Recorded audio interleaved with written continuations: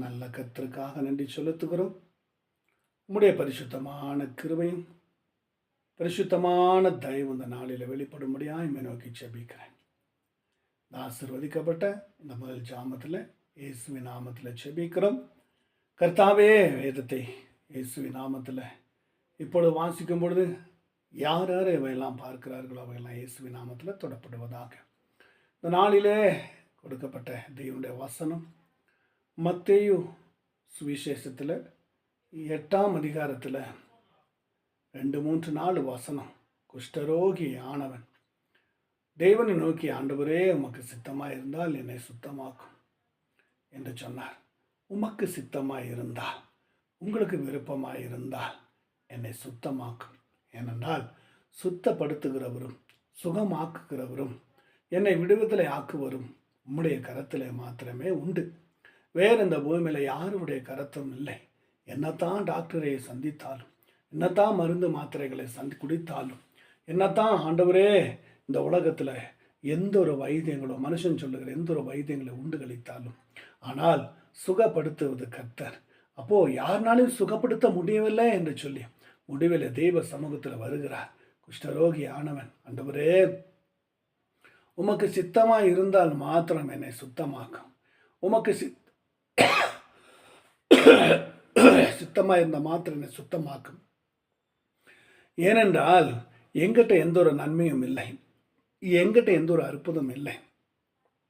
நான் எதுவும் சரிப்படுத்த முடியாது, சுகமாக்க முடியாது. அதனால் என்னை படைத்த ஒருவர் உண்டு, என்னை சுகமாக்குற ஒருவர் உண்டு, என்னை விடுவிக்க ஒருவர் உண்டு என்ற நம்பிக்கையோடு கர்த்தரை நோக்கி நான் பார்க்கிறேன்.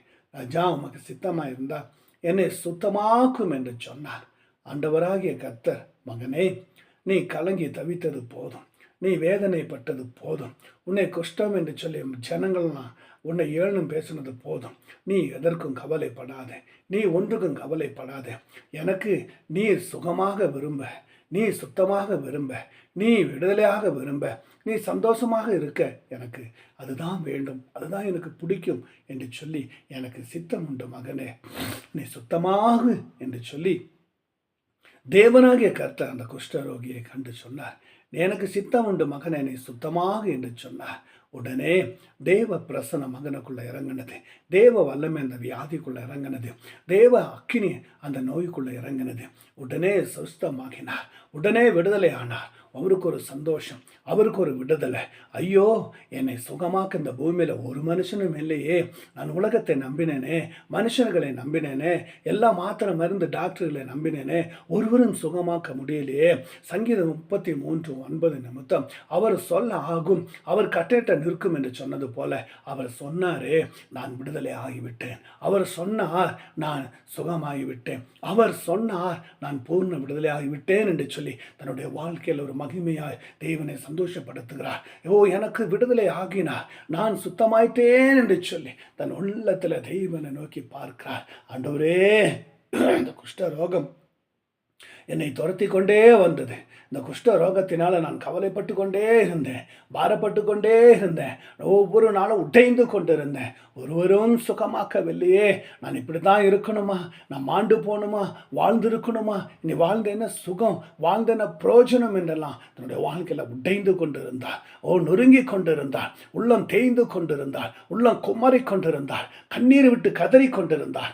என்ன செய்வது என்று சொல்லி, ஆனால் கர்த்தராகிய ஆண்டவரோ அந்த சித்தம் உண்டு மகனே, நீ சுத்தமாக என்று சொல்லி மகனை சுத்தமாக்கினார். இந்த நாளில் கூட இயேசு கிறிஸ்துவின் கல்வாரி நாமத்தினால இந்த வசனத்தை கேட்கிறவர், ஃபோன் மூலியமாக பார்க்கிற ஒவ்வொரு குடும்பங்களையும் கர்த்தர் இந்த நாளில் ஆசீர்வதித்து குஷ்டரோகிகளை மாற்றின கர்த்தர், விடுவித்த கர்த்தர். இன்னைக்கு ஒவ்வொரு பேரும் கவலையினால குஷ்டமும், வியாதினால குஷ்டமும், கஷ்டத்தினால குஷ்டமும், வேலையில்லையே என்று சொல்லி குஷ்டமும், வீட்டில் நிம்மதி இல்லையே, வாழ்வில் சுதந்திரம் இல்லையே, பரிசுத்தம் இல்லையே என்று சொல்லி குஷ்டத்தில் வாழுகிற ஒவ்வொரு குடும்ப பிள்ளைகளையும், கணவன் மனைவி பிள்ளைகளையும் ஆசீர்வதித்து எல்லா கவலை பார குஷ்டங்களை மாற்றி தூய்மைப்படுத்திய இந்த மகனை தேவன் ஒவ்வொரு பிள்ளைகளும் ஆசீர்வதிக்கும்படியாக இரட்சகர் இயேசுவின் நாமத்தில் ஜெபிக்கிறோம். எல்லாம் பார்க்கிற ஒவ்வொரு குடும்பங்களையும் ஆசீர்வதியும், பரிசுத்தமாக இரட்சகர் மீட்பர் இயேசுவின் நாமத்தில் ஜெபிக்கிறோம். நல்ல தகப்பனே, ஆமேன், ஆமேன், ஆமேன்.